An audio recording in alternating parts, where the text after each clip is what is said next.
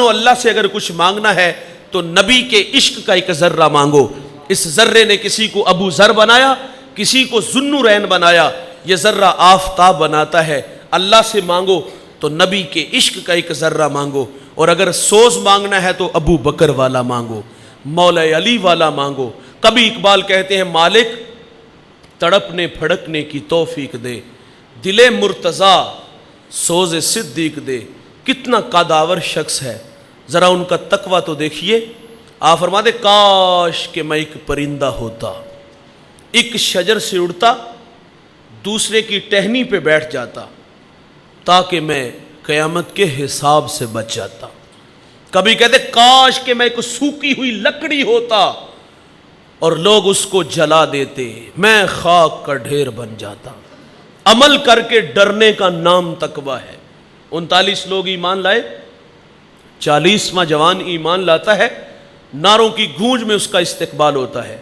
وہ جن گلیوں سے گزرتا ہے شیطان رستہ بدل لیتا ہے. میرے نبی فرماتے میرے بعد اگر کوئی نبی ہوتا تو یہ جوان ہوتا. 23 لاکھ مربع میل کا حاکم ہے, عشرہ مبشرہ میں سے ہے. عید کا دن ہے, چھم چھم آنکھیں برس رہی ہیں. کسی نے کہا حضور والا آج تو عید کا دن ہے اور آپ رو رہے ہو. فرمایا عید اس کی جس کے روزے قبول ہوئے, جس کے قبول نہیں نہ ہوئے اس کے تو منہ پہ مارے جائیں گے. کبھی بچوں کو اکٹھا کرتے, جمع کرتے, اور آپ فرماتے بچوں میرے لیے دعا کیا کرو کہ اللہ مجھے معاف کر دے. آپ کی سانسیں ٹوٹ رہی تھی. حضرت عمر بیٹے کی گود میں سر رکھا ہے, اور آپ فرماتے بیٹا میرا سر زمین پہ رکھو. عرض کی ابا جان کیوں؟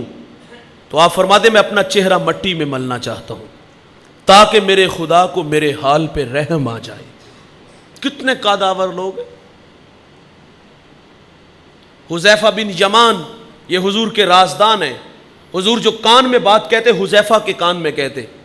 میرے نبی نے مدینہ کے منافقین کے نام بتائے تھے, اور صحابہ کہتے جس جنازے میں حذیفہ ہوتے ہم جان جاتے یہ کوئی مومن ہے, اور جس جنازے میں حذیفہ نہ ہوتے ہم جان جاتے یہ کوئی منافق ہے.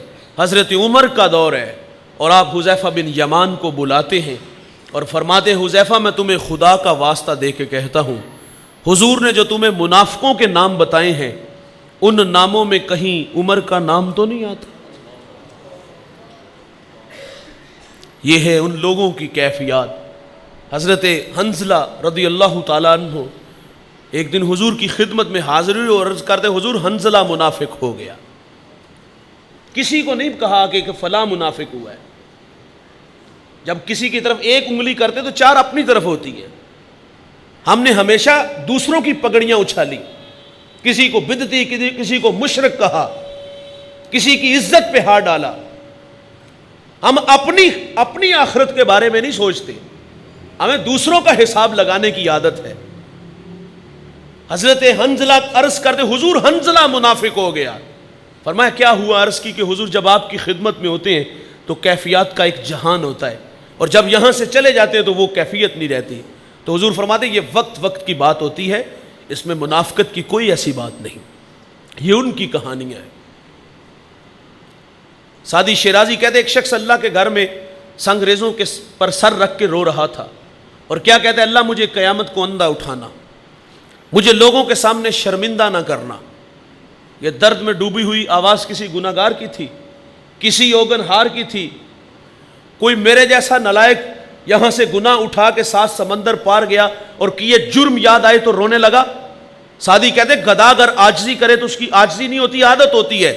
میرے جیسا بندہ کہے کہ یا اللہ مجھے اندھا اٹھانا, شرمندہ نہ کرنا, بات سمجھ میں آتی ہے. اور یار جو اللہ کے گھر میں بار بار اس بات کا تقاضا کہتا ہے اپنی مخلوق کے سامنے, اپنے بندوں کے سامنے رسوا نہ کرنا, وہ کون تھا؟ جب آگے بڑھ کر دیکھا گیا تو وہ وقت کا شیخ عبد القادر جیلانی تھا. والذین یبیتون لربہم سجدا وقیاما. یہ وہ جوان ہے جس کی راتیں کبھی سجدے میں تو کبھی قیام میں گزرتی ہیں. یہ وہ جوان ہے جس نے 40 سال عشاء کے وضو سے فجر کی نماز پڑھی ہے. 15 سال کا وظیفہ ہے بھائی, ہر شب میں 1 مرتبہ قرآن مجید کی تلاوت کرتا ہے. اور اللہ کے گھر میں کس حالت میں پائے گئے کہ یا اللہ مجھے اندھا اٹھانا, ہمیں شرمندہ نہ کرنا. ایک بزرگ گزرے حضرت عبداللہ ابن مبارک، بہت بڑے محدث ہیں.